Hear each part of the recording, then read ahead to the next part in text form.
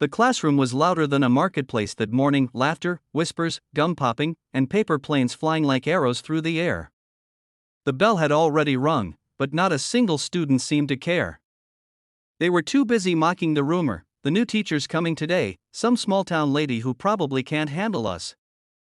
Then the door opened and walked a woman in her late 20s, carrying a pile of books close to her chest. She wore a simple white shirt, a soft smile, and the kind of calm that felt unusual in a place so wild.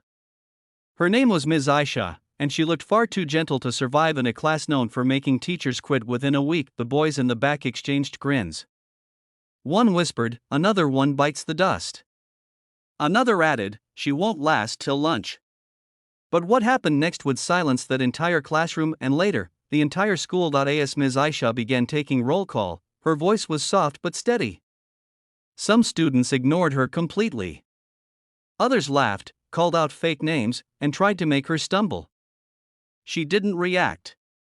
Her calm only made them more annoyed, especially Tariq, the self-proclaimed king of mischief. Tariq was known for one thing: making teachers cry.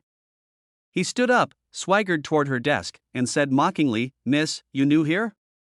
We like to test our teachers. You cool with that?" Ms. Aisha smiled faintly. "Everyone deserves a fair test, Tariq. Go ahead." That grin on his face turned devilish. He snatched a piece of chalk, scribbled something rude on the board, and laughed. His friends cheered. But when she didn't even flinch, his pride burned hotter. Then came the moment no one expected. He grabbed her sleeve roughly, pretending to joke, but the sound of fabric tearing filled the room. The laughter that followed was cruel. Someone even recorded it, but Ms. Aisha didn't shout. She didn't cry. She gently looked down at her torn shirt, folded the ripped edge once, and covered it with her scarf. Her eyes, though, they turned from soft to steel. "Tariq," she said, voice calm as ever, "you think power is about who can hurt someone without consequences. Let me show you a different kind."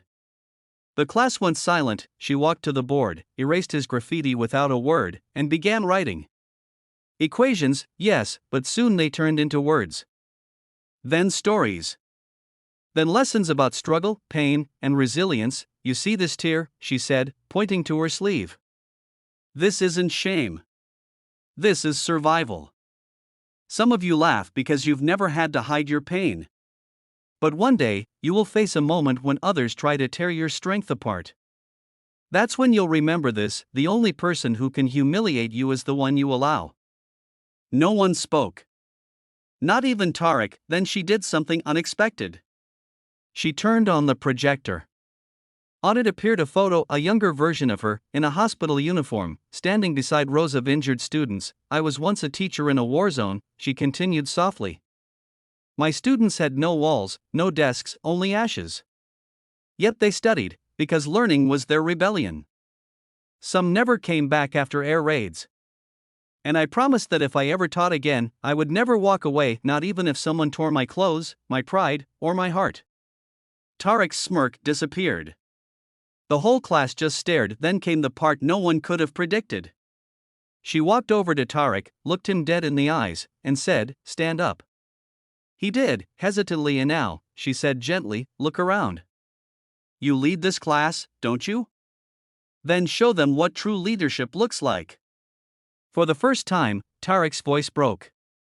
"Miss, I'm sorry." He knelt down in front of her, not out of fear, but out of shame. One by one, his friends followed. The same boys who laughed were now silent, eyes lowered, and when she spoke again, her words were soft, almost motherly. "Your respect isn't forced. It's earned. But it begins when you see people as human, not as targets." From that day, everything changed. The class that once mocked every teacher started coming early. Tariq began helping others with homework.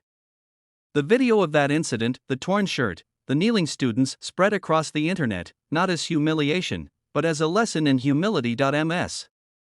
Aisha never raised her voice, never sought revenge, and never quit. She simply taught them the most unforgettable lesson of all: that true strength isn't in breaking others, but in standing tall after being broken. And to everyone watching this story, if it touched your heart, take a moment to hit that like button and subscribe. Because the world needs more stories like this, stories that remind us that kindness isn't weakness, and silence isn't surrender. Sometimes, it's the loudest kind of courage there is.